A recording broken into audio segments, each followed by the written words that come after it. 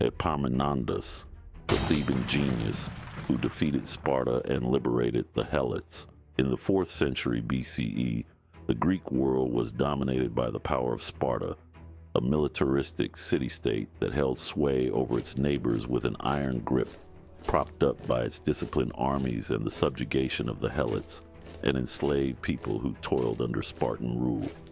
For decades, Sparta seemed invincible until one man, Epaminondas of Thebes, rose to challenge their dominance. Epaminondas was a brilliant military strategist, an unyielding political reformer, and a revolutionary thinker who would not only defeat the Spartans on the battlefield, but also deliver one of the most significant blows to their society by liberating the Helots from centuries of servitude. His actions reshaped the political landscape of Greece, influencing its history for generations to come. In this video, we will explore the remarkable life of Epaminondas, his rise to power, his groundbreaking military tactics, and his ultimate legacy. Epaminondas was born in Thebes around 418 BCE, during a time when Greece was deeply divided by wars and political rivalries. Unlike many of his contemporaries, Epaminondas was more than just a warrior. He was a philosopher and a student of the Pythagorean school of thought, which valued reason, harmony, and discipline. His education in philosophy would shape his leadership style, balancing strategic thinking with moral principles. Growing up in a noble but modest family, Epaminondas embraced simplicity, virtue, and intellectual curiosity. He studied under the renowned philosopher Lysis of Tarentum, from whom he gained a deep understanding of mathematics, music, and ethics. This education instilled in him a vision for a just society, one that valued freedom and equality, principles that would guide him in his political and military endeavors. Despite his intellectual pursuits, Epaminondas was also a capable warrior. He trained rigorously in the art of combat, developing both physical strength and tactical acumen. His blend of philosophical insight and military skill would soon make him a formidable leader in the turbulent world of Greek politics.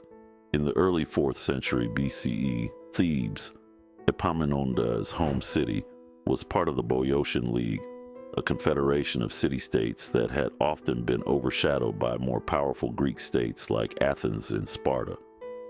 Thebes had traditionally been a secondary power, but the tides were shifting. A growing sense of national pride and the strategic location of Thebes positioned it as a potential counterbalance to Spartan hegemony. In 379 BCE, Thebes experienced a dramatic political shift. A group of exiles, including Helots, Epaminondas' close friend and military partner, launched a daring coup that overthrew the pro-Spartan government that had controlled Thebes for years. The coup was a success, and Thebes regained its independence, beginning a period of resurgence in power and influence. Helots and Epaminondas rose to prominence as leaders of the new democratic government. Thebes now found itself at odds with Sparta, which had long exerted dominance over central Greece. Epaminondas believed that Thebes had the potential to become a leading power in Greece, but to achieve this, they would have to challenge Spartan supremacy directly. This set the stage for a conflict that would forever alter the balance of power in the Greek world. By the mid-300s and 70s BCE, tensions between Thebes and Sparta had reached a breaking point. Sparta had long been feared across Greece for its unrivaled military discipline and effectiveness. However, Epaminondas devised a revolutionary new military tactic that would turn the tide against the Spartans, the oblique phalanx. Traditional Greek warfare relied on the phalanx, a tight formation of hoplites that moved as one unit. The strongest troops were usually placed in the center, which would be the main point of attack. However, at the Battle of Leuctra in 371 BCE, Epaminondas altered this strategy in a way that had never been seen before. Instead of placing his elite soldiers in the center, he positioned them on the left flank and arranged them in an unusually deep formation, sometimes as many as 50 men deep rather than the traditional 8 or 12. The Spartans, confident in their superiority, underestimated Epaminondas' ingenuity. As the battle commenced, the Thebes' left flank, under Epaminondas' direct command, charged with overwhelming force into the Spartan right, where the Spartan king Cleombrotus I was stationed. The deeper Thebes formation broke through the Spartan lines, creating chaos and confusion. Meanwhile, the rest of the Thebes army held back, preventing the Spartans from regrouping. The result was a stunning and unprecedented victory for Thebes. King Cleombrotus was killed, and the Spartans were decisively defeated. This victory marked the first major defeat of a Spartan army in generations and shattered the myth of Spartan invincibility. The Battle of Leuctra established Epaminondas as one of the greatest military minds of his time and set in motion a new era of Theban dominance.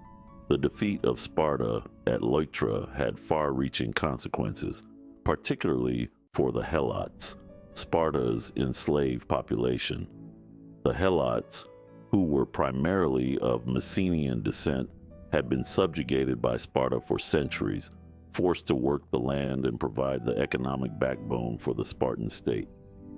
Epaminondas saw an opportunity not just to weaken Sparta, but to strike at the very heart of its power structure by liberating the Helots. In 369 BCE, Epaminondas led a bold campaign into the Peloponnese, the heartland of Sparta's territory. His army swept into Messene, where the Helots were concentrated and declared their freedom.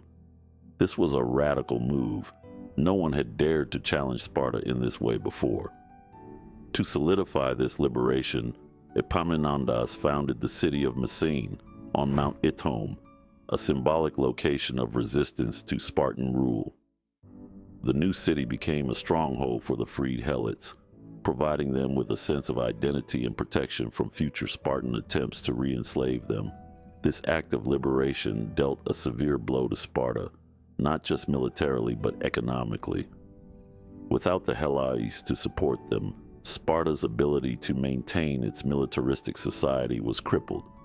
The liberation of the Helots was one of the most significant social upheavals in Greek history and marked Epaminondas as a visionary leader who understood that true power came not just from military victories but from reshaping society. Following the liberation of the Helots and the foundation of Messene, Thebes entered a period of dominance known as the Theban hegemony.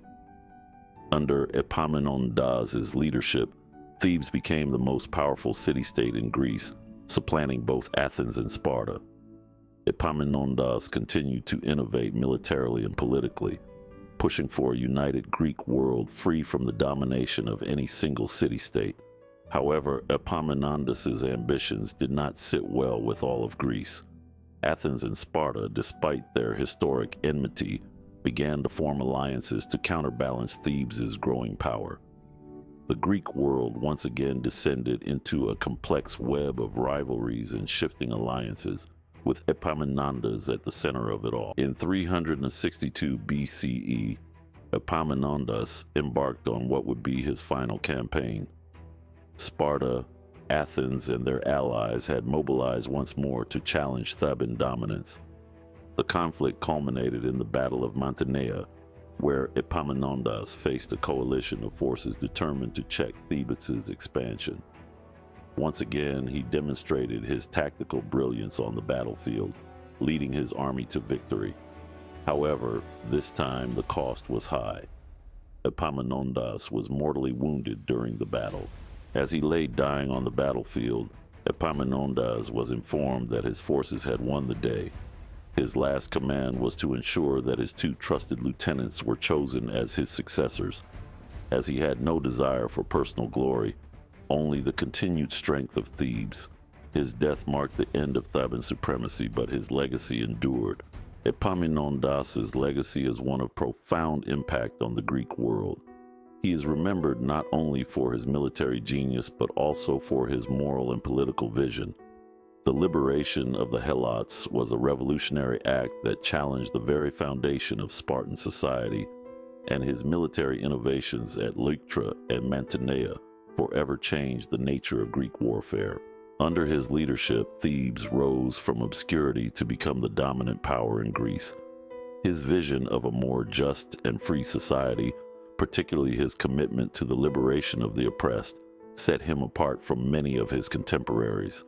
Unlike other Greek leaders who sought personal glory, Epaminondas was driven by a desire to reshape Greece for the better.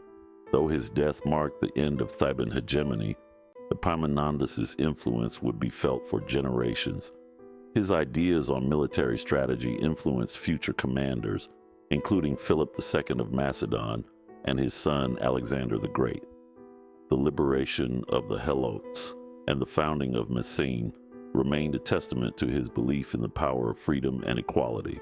Epaminondas, the philosopher general from Thebes, changed the course of Greek history. His victory over Sparta at Leuctra shattered the myth of Spartan invincibility and opened the door for a more balanced and just Greek world. Through his military genius and revolutionary reforms, Epaminondas left an indelible mark on history, proving that one man driven by ideals of freedom and equality could reshape the destiny of an entire civilization. Join us next time as we continue to explore the lives of the great figures who shaped the ancient world, their victories and their legacies that continue to echo through time.